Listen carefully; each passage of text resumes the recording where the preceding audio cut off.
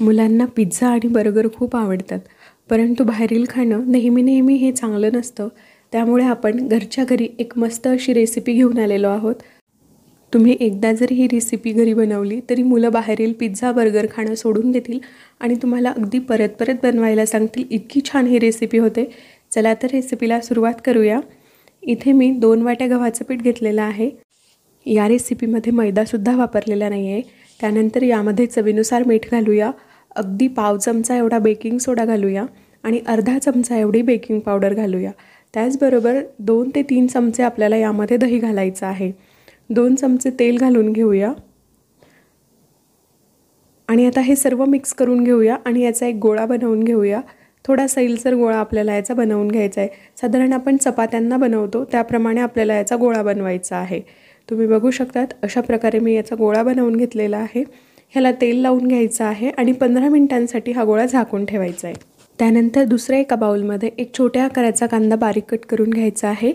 एक शिमला मिरची कट करून घ्यायची. त्याचप्रमाणे एक टोमॅटोसुद्धा आपल्याला इथे कट करून घ्यायचा आहे. अर्धा चमचा चिली फ्लेक्स घालूया. पाव चमचा ऑरिगेनो पावडर घालूया. त्याचबरोबर थोडंसं मीठ घालूया. थोडासा टोमॅटो केचपसुद्धा आपण यामध्ये घालून घेऊया आणि त्यानंतर आपल्याला चीज यामध्ये घालून घ्यायचं आहे. तर तुम्ही हे चीज किसूनसुद्धा घेऊ शकतात. तुमच्याकडे जर पिझ्झा सॉस असेल तर तुम्ही तोसुद्धा वापरू शकतात. सर्व साहित्य मिक्स करून घेऊया.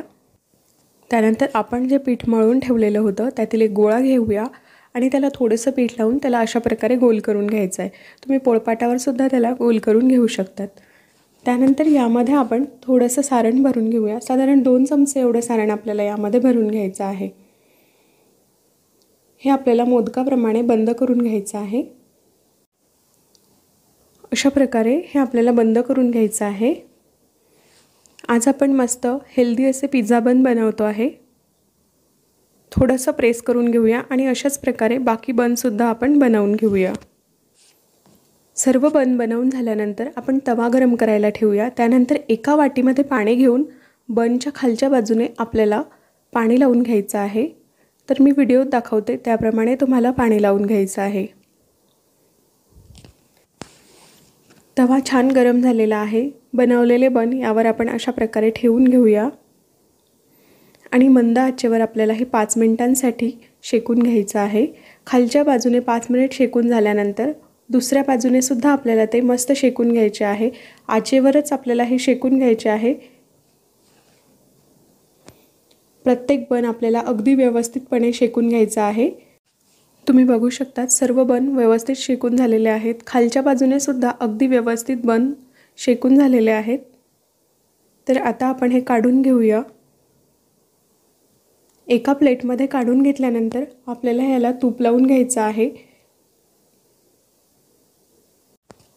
ब्रशच्या किंवा चमच्याच्या सहाय्याने तुम्ही ह्याला तूप लावून घेऊ शकतात. तर इथे मस्त हेल्दी असे पिझ्झा बन बनून तयार आहेत. मुलांना नेहमी बाहेरचं खायला देण्यापेक्षा घरी एकदा हे नक्की बनवून बघा. मुलांना खूप आवडतील.